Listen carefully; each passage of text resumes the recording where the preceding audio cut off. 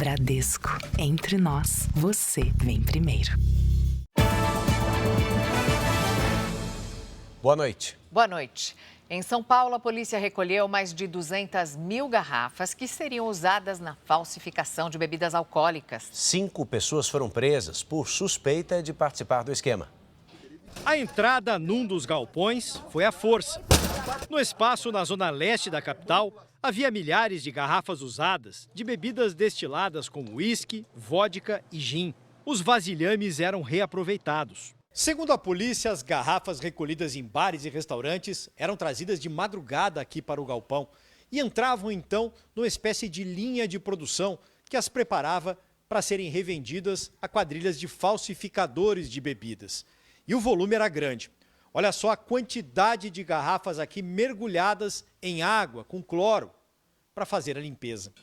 Depois, uma máquina fazia a remoção dos rótulos para que outros fossem colocados. Caixas com garrafas estavam prontas para o transporte. O dono do lugar foi preso em flagrante. Outras 4 pessoas foram presas na operação, que cumpriu mandados também em 5 cidades do interior e em Londrina, no Paraná. Um mandado no Paraná, onde fica a gráfica que produz os adesivos, as embalagens para a quadrilha. Em São Paulo, as distribuidoras de garrafa e no interior, as distribuidoras da bebida pronta. A ação é um desdobramento da investigação que, em maio, levou à prisão de Alejandro Adriano de Andrade, apontado como chefe de um esquema de falsificação de bebidas. Apenas hoje, de acordo com a polícia, foram apreendidas mais de 200 mil garrafas. O cerco aos falsificadores aumentou depois da onda de intoxicações por metanol. Já são 60 casos e 15 mortes, segundo o balanço mais recente do Ministério da Saúde. Independente de não chegar ao ponto do envenenamento, nós temos substâncias que serão nocivas ao ser humano, que pode causar uma doença e, em casos extremos, a morte, como foram os casos vistos aí. Estudantes passam mal em escola depois de tomar remédio controlado, levado por colega. Ex-deputado do PT é morto pelo filho durante briga familiar em São Paulo. Operação aponta advogados como mensageiros do Comando Vermelho no Amazonas. No primeiro dia da Cúpula do Clima, Brasil arrecada quase 27 bilhões de reais para Fundo de Proteção às Florestas Tropicais. Executivo de farmacêutica desmaia durante anúncio de redução no preço das canetas emagrecedoras. No Brasileirão, Fluminense e Mirassol se enfrentam daqui a pouco em jogaço com transmissão da Record, R7 e Record Plus.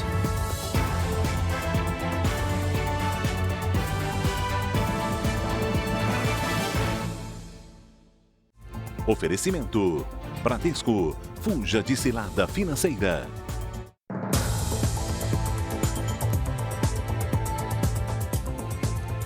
Uma mulher que trabalhava como fonoaudióloga em São Paulo foi presa em flagrante por falsidade ideológica e exercício ilegal da profissão. O marido dela, que se apresentava como médico, também foi detido e será investigado. A polícia chegou ao Conselho Regional de Fonoaudiologia no momento em que Cíntia Vilhena Aguiar tentava emitir a carteira profissional para atuar no estado de São Paulo. Você estudou na Flórida? Sim. Fiz grande parte, online, né?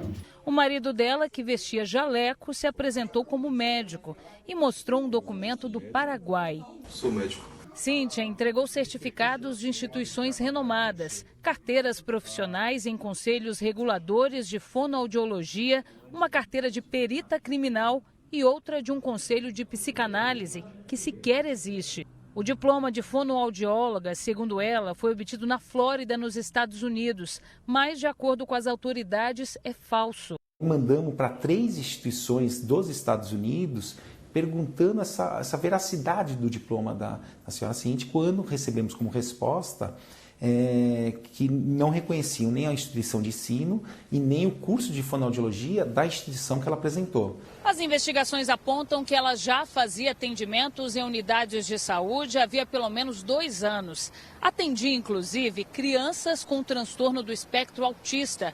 A denúncia que levou à prisão partiu de estagiárias da clínica que desconfiaram da atuação da falsa profissional. O advogado de defesa diz que ela é inocente e foi enganada. O que acontece é que a Cíntia fez um curso pela FUUSA, uma universidade que fica lá na Flórida, nos Estados Unidos, e agora teve conhecimento de que o curso realmente possa ser falso. Nem ela sabe ainda. A polícia investiga se ela comprou o diploma na Deep Web, a parte oculta da internet que não pode ser acessada por buscadores convencionais. Nós sempre pedimos acesso ao conteúdo do celular para investigar de onde veio esse diploma, né? Como que foi o caminho criminoso para conseguir esse tipo de credenciamento falso. 6 pessoas foram presas em ações contra o contrabando de cigarros em 3 estados do Nordeste. Você vai ver agora também nessa reportagem uma pesquisa que faz uma relação inédita ao mostrar que quando diminui a venda desses produtos ilegais, diminui também o número de assassinatos e de roubos de veículos no país. Foram recolhidos 1.200.000 maços de cigarro. A polícia acredita que nos últimos 2 anos a organização movimentou mais de 60 milhões de reais. Os cigarros ilegais representam, segundo a pesquisa da Fundação Getúlio Vargas, 32% das vendas no país e movimentam quase 9 bilhões de reais por ano. O levantamento mostra uma relação direta entre o contrabando ou a falsificação de cigarros e o fortalecimento do crime organizado. O estudo identificou que o lucro das vendas financia facções criminosas e milícias. Que terão mais condições de se estruturarem com mais armas, com fuzis, enfim, você está fortalecendo a ação dos criminosos enfrentando o próprio Estado. Os dados apontam ainda que a queda de 1 ponto percentual na venda ilegal representaria a redução de quase 240 homicídios e 3.000 roubos de veículos por ano no Brasil. Grupos criminosos têm investido na falsificação de cigarros no país. Minas Gerais foi o 2º estado com o maior número de fábricas fechadas entre 2012 e 2024, atrás apenas de São Paulo. Fabricar dentro do território brasileiro também dá muito lucro. E eles aprenderam que trazer o paraguaio, o profissional que fabrica cigarro no Paraguai, trazer essa pessoa para o Brasil e ele fabricar aqui no Brasil também é algo lucrativo. O ex-deputado estadual do PT, Paulo Frateschi, foi morto pelo próprio filho em São Paulo. Paulo Frateschi tinha 75 anos e morava nesta casa na zona oeste da capital. Quando a polícia chegou, ele estava caído na cozinha, com ferimentos à faca. Ele foi levado ao Hospital das Clínicas, mas não resistiu. A esposa de Paulo, mãe do agressor, tentou impedir o ataque, sofreu uma fratura no braço e foi hospitalizada. Os vizinhos se assustaram com os gritos. 8h30, 9 horas da manhã tinha muito grito, né? Até então a gente não sabia do que se tratava, né? O suspeito é Francisco Frateschi, de 34 anos, filho do casal. No momento do ataque, a irmã dele também estava na casa e foi ferida. Segundo a polícia, Francisco estava em surto. Não estava mais com a faca do crime, ela estava ao solo. E então o policial domina o agressor, algema o agressor e mantém ele ao solo. Francisco foi preso em flagrante e vai passar por exames psiquiátricos. Paulo Frateschi foi um dos fundadores do Partido dos Trabalhadores em São Paulo. O ex-deputado estadual também foi dirigente nacional do PT. Numa rede social, o presidente Lula escreveu: "A morte de meu querido amigo Paulo Frateschi me deixa com o coração partido. Perco um grande e leal companheiro." O Partido dos Trabalhadores ressaltou o legado deixado pelo ex-deputado. O petista ainda enfrentou outros dramas familiares. Ele perdeu 2 filhos em acidentes de carro, em 2002 e 2003. O prefeito de Sorocaba, no interior de São Paulo, foi afastado do cargo pela Justiça. Rodrigo Manga, do Republicanos, é alvo de uma operação da Polícia Federal que apura irregularidades em contratos na área da saúde. Rodrigo Manga está em Brasília e gravou um vídeo em que afirma ter sido afastado do cargo por motivos políticos. Os caras tentam tirar do jogo qualquer um que ameaça a candidatura deles. Gente, não deu outra. Hoje, um dia depois de eu estar em frente ao Palácio da Justiça, me afastaram. A investigação começou em 2022 e apura suspeitas de fraude na contratação de uma OS, Organização Social para Administrar Serviços de Saúde em Sorocaba. Na operação de hoje, 2 pessoas foram presas. O vice-prefeito, Fernando Costa Neto, assumiu o cargo. Em nota, a Prefeitura de Sorocaba afirmou que reforça o compromisso com a transparência e o respeito às decisões judiciais. E em nota, a defesa do prefeito Rodrigo Manga alega que ele é vítima de perseguição política e que não há nada de concreto que relacione o prefeito ao inquérito policial. Pelo menos 100 mulheres relatam problemas com a clínica estética de São Paulo. Um dos médicos está com registro cassado no Conselho Estadual de Medicina desde novembro do ano passado e nem poderia estar atuando. Em pouco tempo, o sonho de Juliana se desfez. Ela recebeu uma indicação sobre a clínica e, por causa do valor, se empolgou. O plano: colocar silicone e fazer abdominoplastia, que remove o excesso de pele do abdômen. Você é super indicada, olha, isso aqui vai sair tudo, apertou minha barriga, isso aqui vai sair tudo. O procedimento foi cancelado no dia porque a pressão de Juliana estava alta. Ao tentar remarcar para setembro deste ano, o peso dela é que foi o empecilho. Depois que eu paguei, aí o peso virou um problema. Não me devolveram nada. Ela faz parte de um grupo de mais de 100 mulheres que relatam problemas com a clínica. Essa paciente, que preferiu não se identificar, fez a cirurgia de retirada de excesso de pele, colocação de silicone e lipoaspiração. Eu acordei e simplesmente só tinha uma prótese no meu peito, sem amasto, não tinha feito a lipoescultura.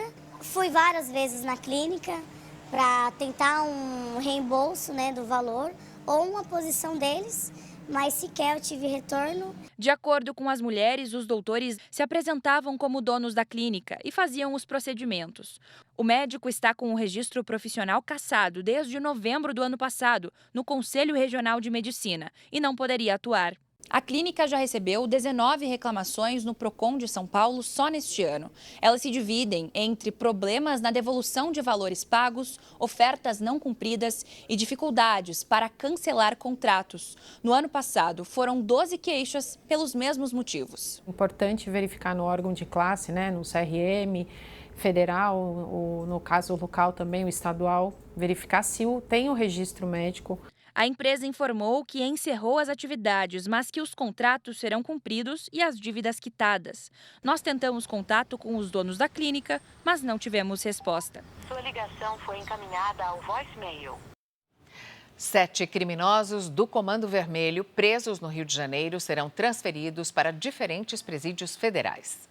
2 dias depois de a Vara de Execuções Penais autorizar as transferências, os traficantes seguem detidos no presídio Bangu 1, no complexo penitenciário de Jericinó, na zona oeste do Rio.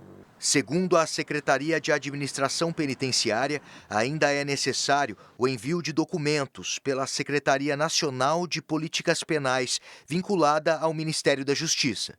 A Senapem disse que o processo será encaminhado ao juízo federal competente para a adoção dos trâmites legais.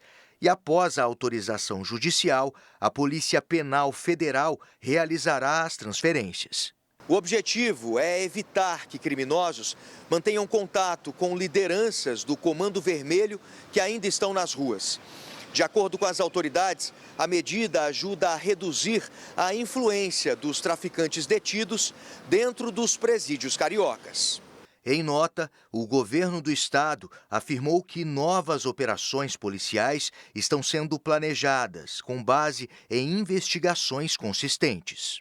A intenção da Polícia Fluminense é recuperar territórios que hoje são dominados por facções criminosas em várias regiões do estado. 4 advogados foram presos suspeitos de serem os mensageiros do Comando Vermelho, no Amazonas. Os alvos eram integrantes do núcleo jurídico da facção do norte do país. Eles eram responsáveis por transmitir a outros criminosos ordens de lideranças, tanto do Amazonas quanto de outros estados e até mesmo do exterior. Os advogados se articulavam por meio de trocas de mensagens, bilhetes e até visitas aos presídios. Na casa dos investigados foram apreendidos armas, munição, celulares e dinheiro. A defesa deles disse que os advogados representam pessoas que cometeram crimes, mas que não integram uma facção criminosa. Documentos internos da Meta revelam que a gigante das redes sociais faturou em apenas um ano o equivalente a 86 bilhões de reais com anúncios de golpes e produtos ilegais. Conteúdos de fraude no Facebook, Instagram e WhatsApp foram deliberadamente ignorados pela Meta. A informação é da agência de notícias Reuters, que teve acesso a documentos internos da empresa. A gigante da tecnologia projetou em um relatório no final do ano passado que receberia 16 bilhões de dólares, quase 86 bilhões de reais, o equivalente a 10% de sua receita anual, com anúncios de golpes e produtos proibidos. Ao identificar um possível golpista, a empresa passava a cobrar taxas mais altas pelas publicações. Segundo a Meta, a medida tinha o objetivo de penalizar o anunciante e fazer com que desistisse. A exclusão definitiva só ocorreria quando havia pelo menos 95% de certeza de fraude. Em seus relatórios internos, a Meta reconhece que vai ser punida futuramente por admitir anúncios fraudulentos em diferentes países e prevê gastos de até 1 bilhão de dólares, mais de 5 bilhões de reais com multas regulatórias. Mas, para a empresa, esse impacto financeiro ainda seria menor do que o valor obtido com os anunciantes suspeitos. Segundo o porta-voz da Meta, a receita com anúncios fraudulentos era uma projeção ampla que incluía anunciantes legítimos. A empresa afirmou que combate fraudes de forma agressiva e que, neste ano, já removeu mais de 134 milhões de anúncios fraudulentos. Agora deixa eu te contar que os aeroportos dos Estados Unidos já registram atrasos em centenas de voos. E a situação deve piorar. A partir de amanhã, o governo vai cancelar até 10% das decolagens por falta de funcionários federais. Cerca de 13 mil controladores de voo e 50 mil agentes da Administração de Segurança no Transporte estão há 37 dias sem receber salários por causa da paralisação do governo. 40 dos maiores aeroportos do país serão afetados, em cidades como Nova York, Los Angeles e Chicago. Donald Trump afirmou que a medida é necessária para garantir a segurança no espaço aéreo. Segundo a imprensa americana, os cancelamentos podem começar em 4% e aumentar 1% a cada dia caso a paralisação continue. Cerca de 750 mil funcionários federais estão de licença temporária ou sem receber salários por causa da paralisação parcial, ou shutdown, como se diz por aqui. Isso acontece quando o Congresso não chega a um acordo sobre quanto o governo pode gastar no ano fiscal de 2026, que começou em outubro e vai até setembro do ano que vem. Donald Trump culpa os democratas pela demora no acordo. Hoje, no Salão Oval da Casa Branca, o presidente dos Estados Unidos anunciou um acordo com farmacêuticas para reduzir o preço de canetas emagrecedoras. Durante o evento, Gordon Findlay, executivo de uma das empresas, passou mal e desmaiou. A Casa Branca disse que ele já se recuperou.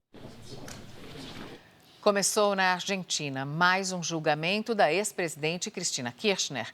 Segundo o Ministério Público do país, a ex-presidente, que é de um partido de esquerda, está envolvida no maior caso de corrupção da história argentina. Kirchner é acusada de receber subornos de empresários em troca de contratos públicos. No total, são 87 réus, incluindo ex-funcionários do governo e vários empresários. A ex-presidente já cumpre prisão domiciliar desde junho, quando foi condenada em outro caso de corrupção. Cristina Kirchner nega as acusações e alega perseguição política. Está na hora de conversar com Lidiane Sayuri, que tem informações sobre um alerta para o Rio Grande do Sul. Oi, Lid, boa noite. Oi, Edu, olha só, nesta sexta-feira um novo ciclone extratropical se forma no litoral gaúcho. Boa noite a você, Mariana, boa noite. E uma boa noite para você que está com a gente. Até sábado, a metade norte do Rio Grande do Sul e o sul do Paraná podem registrar tempestades severas, com rajadas de ventos de até 90 km por hora e queda de granizo. Em 24 horas, pode chover o esperado para todo o mês. Em Porto Alegre, dia nublado com temporais, faz 18 graus. Em São Paulo, sol entre nuvens com chuva à noite, máxima de 30. Em Campo Grande, calor de 34 à tarde com pancadas de chuva à noite. Hoje, os maiores volumes de chuva foram registrados sobre a Bahia e o Pará. As imagens de satélite mostram nuvens carregadas de Roraima à Bahia. Amanhã, tem previsão de fortes pancadas de chuva em Mato Grosso do Sul, interior de São Paulo e norte do Paraná. A presença de calor e umidade provoca temporais isolados de Roraima até a Bahia. Em Florianópolis, faz 20 graus à tarde. Em Vitória, 26.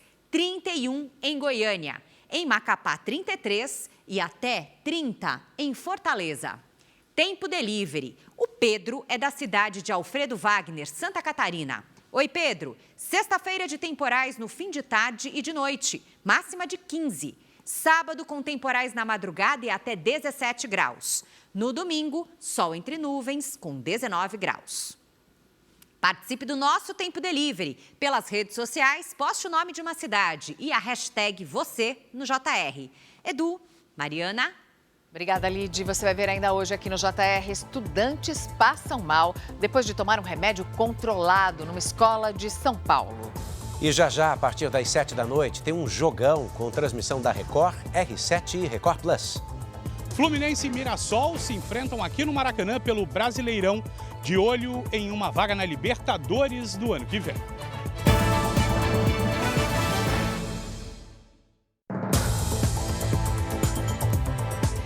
Daqui a pouco tem Brasileirão aqui na Record. Fluminense e Mirassol vão se enfrentar a partir das 7 da noite. Os dois times disputam uma vaga na Libertadores do ano que vem. Bruno Lohance já está lá no estádio do Maracanã. Bruno, boa noite. Qual é a expectativa do público aí para esse jogão? Boa noite, Mariana. Boa noite, Edu. Boa noite para você que acompanha o JR. A expectativa é a mais alta possível. Afinal de contas, o torcedor do Fluminense está muito empolgado com a campanha do time, especialmente quando a equipe joga aqui no estádio do Maracanã. São 5 vitórias com o Zubeldia, o novo técnico da equipe. A repórter Karen Meneguin acompanha tudo do tricolor carioca e traz agora as informações. Boa noite, Karen. Boa noite, Bruno. E nesses 5 jogos, o Fluminense não sofreu gol nenhum. Muito por conta de 2 defensores, Thiago Silva e o goleiro Bruno. Os dois foram indicados hoje ao prêmio The Best FIFA, que seleciona os melhores jogadores em suas posições. Na partida contra o Mirassol, Thiago Silva volta a ser titular, Bruno. Pois é, um reforço importantíssimo para essa defesa tricolor. E do outro lado, o Mirassol é a sensação do campeonato e vem ao Maracanã para aprontar mais uma vez contra um gigante. Quem nos conta tudo do time do interior de São Paulo é Alexandre Oliveira. Boa noite, Alê. Boa noite, Bruno. Boa noite a todos. O artilheiro do Mirassol está de volta hoje ao time, se você está pensando no camisa 9, não. O Mirassol, o goleador, veste a 6. Reinaldo, 11 gols na competição, no Brasileirão. Está voltando de suspensão hoje. E o lateral esquerdo está empolgado, porque renovou o contrato com o time. Com 36 anos, o King Naldo seguirá reinando no Mirassol até o fim do ano que vem, Bruno. Pois é o King, não tem jeito, é o que diz a torcida do Mirassol. E ontem também tivemos outros jogos da rodada que você acompanha agora, com destaque para o São Paulo, que empatou com o Flamengo. O São Paulo saiu na frente, tomou a virada do Flamengo, mas no final empatou com esse gol de Ferreirinha. O Cruzeiro venceu o Grêmio por 1-0 e está em terceiro na tabela. O Corinthians perdeu para o Red Bull Bragantino por 2-1 e se complicou na luta por uma vaga na Libertadores. No Clássico Carioca, o Botafogo fez 3-0 no Vasco. Mesmo o placar da vitória do Atlético Mineiro sobre o Bahia. Hulk fez o gol de número 500 na carreira. Na parte de baixo da tabela, o Juventude derrotou o Sport. e o Vitória bateu o Internacional por 1-0. É isso então, a torcida está chegando aqui ao Maracanã e a certeza de um grande jogo. A nossa transmissão começa logo depois do JR, às 7 horas da noite na Record, R7 e Record Plus. Mariana, Edu. É jogaço já já. Obrigado, Bruno. A gente te mostra a seguir que o ex-ministro da Previdência do governo Bolsonaro, o Onyx Lorenzoni, foi ouvido pela CPMI, que investiga descontos ilegais do INSS. E veja também o primeiro dia do encontro de líderes que antecede a COP30 no Pará. Presidente Lula lança Fundo Florestas Tropicais para sempre e espera arrecadar 700 bilhões de reais. 6 adolescentes passaram mal depois de tomarem um remédio tarja preta dentro de uma escola em São Paulo. A repórter Renata Loures tem as informações ao vivo. Renata, boa noite. Oi, Mariana, Edu, muito boa noite para vocês, boa noite também para quem está acompanhando a gente. Esses estudantes têm entre 13 e 15 anos e eles tiveram acesso a esse medicamento por meio de uma colega numa escola pública aqui da Zona Sul da capital paulista. Segundo o Corpo de Bombeiros, eles tomaram um remédio que age no sistema nervoso e dá um efeito tranquilizante sedativo. A mãe da aluna confirmou que ela pegou essa cartela com 12 comprimidos da tia e que compartilhou com os colegas. Foi uma funcionária da escola que percebeu que o grupo estava um pouco sonolento e decidiu chamar ajuda. 6 estudantes precisaram ser levados para o hospital. Um deles ainda está internado, está em observação, mas felizmente todos estão fora de perigo e o caso agora vai ser investigado pela polícia. Mariana, Edu. Obrigada, Renata. O ex-ministro da Previdência do governo Bolsonaro, Onyx Lorenzoni, prestou depoimento à CPMI, que investiga a fraude nos descontos ilegais no INSS. Onyx Lorenzoni afirmou que os descontos em aposentadorias e pensões diminuíram durante o governo Bolsonaro. Quando nós assumimos o governo, eram 2.778.896. Em dezembro de 22, eram 2.706.880. 72.016 a menos. O relator questionou o ex-ministro sobre o recebimento de R$60 mil como doação de campanha em 2022, de Felipe Macedo Gomes, um dos alvos das investigações. R$60 mil foi vantagem indevida pelo exercício do cargo de ministro da Previdência? Nunca vi esse cidadão, não sei quem é. E outra coisa, eu nunca pedi dinheiro para bandido. Outra pergunta feita a Onyx Lorenzoni é sobre a relação do filho dele com uma entidade investigada. Pietro Lorenzoni advogou para a Associação Brasileira de Aposentados e Pensionistas, entidade suspeita de ter obtido R$180 milhões em descontos indevidos. O termo de cooperação técnica que permitiu à associação fazer os descontos foi assinado em 2021, quando Onyx era ministro da Secretaria-Geral da Presidência, pouco antes de ele assumir o Ministério da Previdência. Eu não sei quem são as empresas que ele atua, eu não sei quem são os contratantes dele e não me cabe isso. Na época em que essas coisas aconteceram, eu não tinha a menor ideia. E se o senhor desejar, ele pode mandar para o senhor, né, quanto é que ele ganhava, quanto é que era cada contrato. 2 homens, considerados os maiores caçadores de onças pintadas do Brasil, foram presos em Goiás. Bom, de acordo com a polícia, eles eram contratados por fazendeiros para matar os animais que invadiam pastos reservados para o gado. Nas imagens gravadas pelos próprios caçadores, a onça pintada está caída, cercada por cachorros. Áudios obtidos pela polícia mostram a negociação entre o fazendeiro e o caçador. Estou precisando de sua ajuda, cara. Tem uma onça comendo um gado lá, comeu hoje. Aí eu queria ver se você me ajuda a resolver esse problema. A gente cobra 2 mil e o petróleo para ir no local. Agora, se não matar, não é nada. O Batalhão Ambiental de Goiás conseguiu identificar e prender os 2 caçadores em São Miguel do Araguaia. A região é um dos principais habitats da onça pintada no país. Hoje, nesse exato momento, estão sendo tidos como os maiores caçadores de onça aqui do Centro-Oeste. São dezenas de animais. Os caçadores pagaram fiança de 2 salários mínimos e foram liberados para responder em liberdade. Também foram multados em R$15 mil cada um. Agora, a Polícia Civil quer identificar o fazendeiro que contratou os dois. É um prejuízo muito grande para o meio ambiente e para o cerrado, sobretudo, que já tem uma população totalmente fragmentada e em risco crítico de extinção.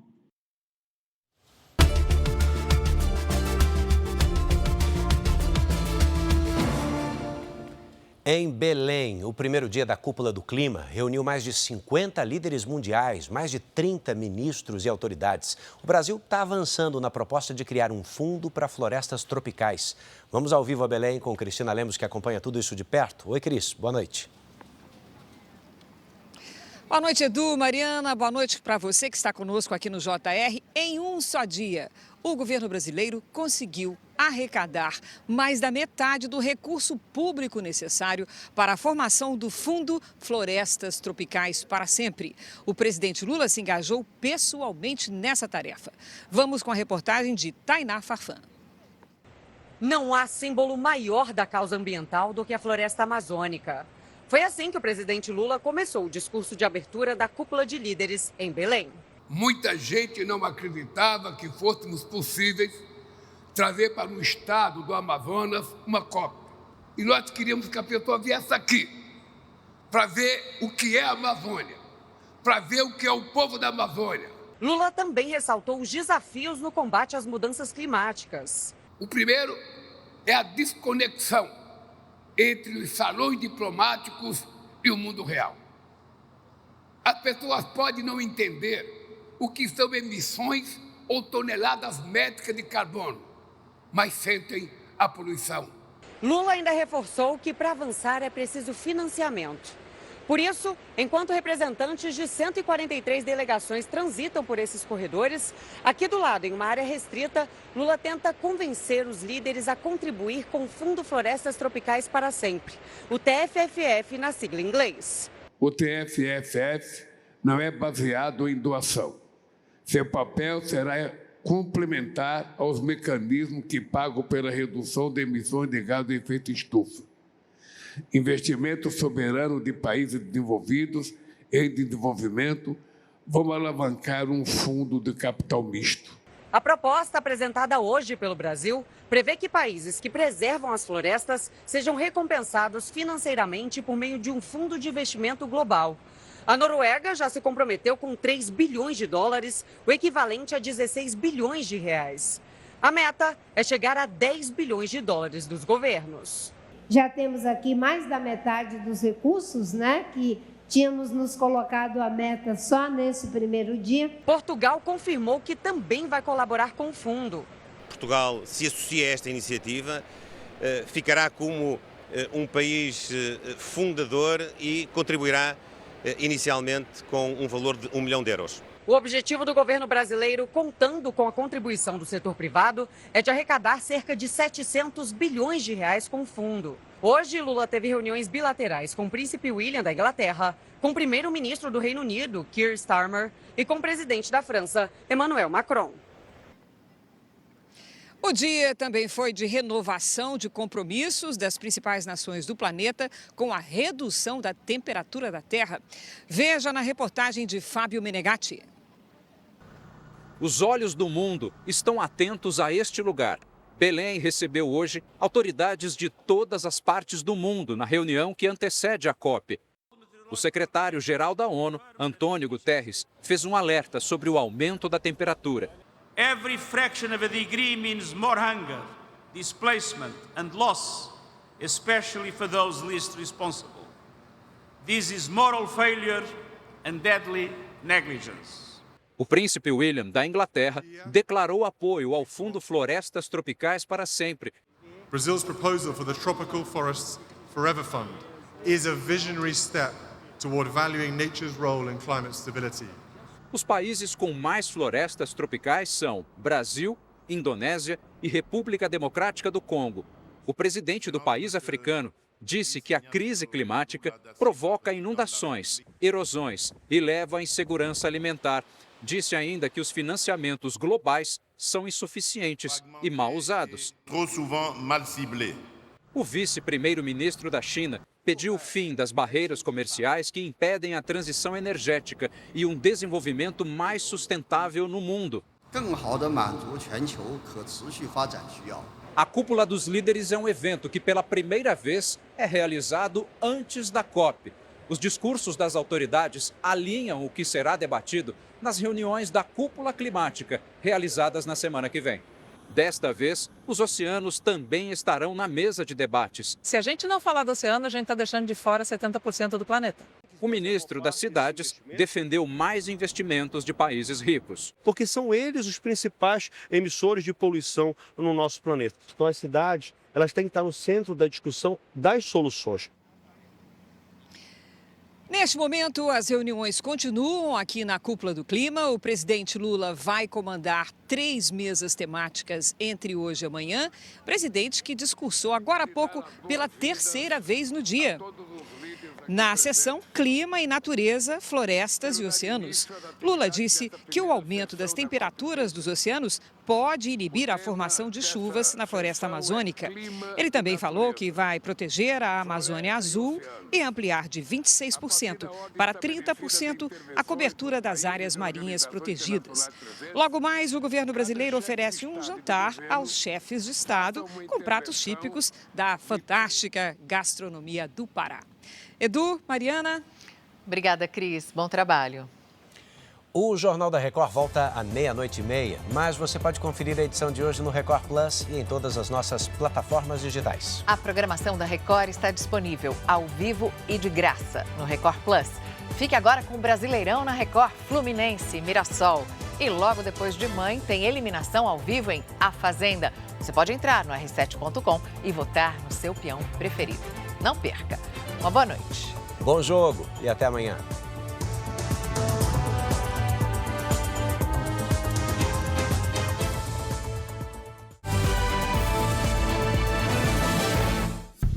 Bradesco. Entre nós, você vem primeiro.